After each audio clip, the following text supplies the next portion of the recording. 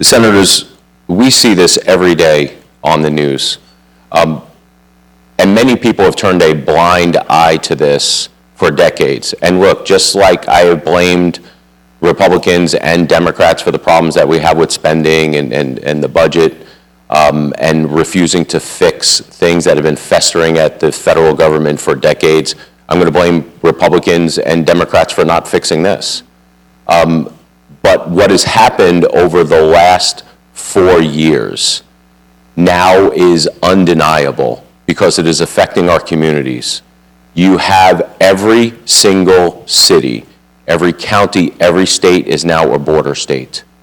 We have so-called sanctuary cities and sanctuary states who at one time for a political message said that they were going to welcome illegal immigrants are now rejecting them.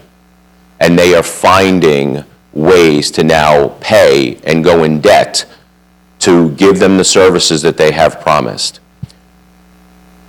It is undeniable that people coming across the southern border have bad intentions. Not all of them, but some of them are.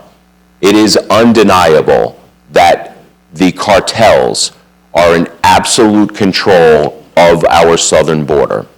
Our best estimates about the cartels have made $6.6 billion just last year alone on human trafficking.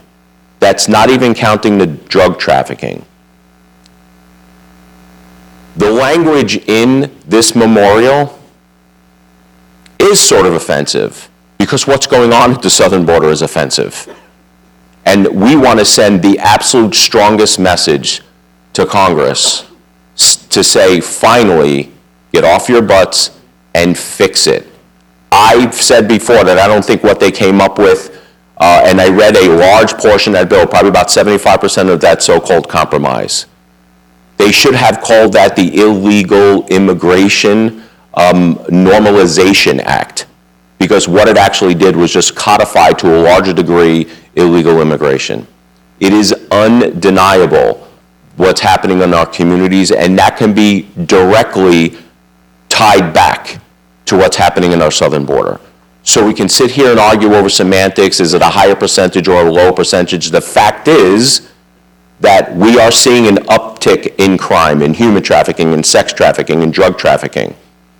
When someone's child dies of fentanyl overdose, they're not sitting there thinking about statistics. Is an illegal immigrant less apt to commit a crime over an actual U.S. citizen? What they're saying is that came across the southern border, most likely.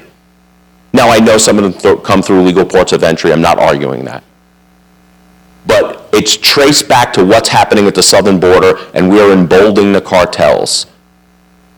So I ask you to pass this memorial and continue sending a clear message that we, at least in the state of Florida, are sick and tired of what's going on with Congress as it relates to southern border security and the broken illegal immigration system, the broken legal immigration system. I ask you to vote favorably on this memorial.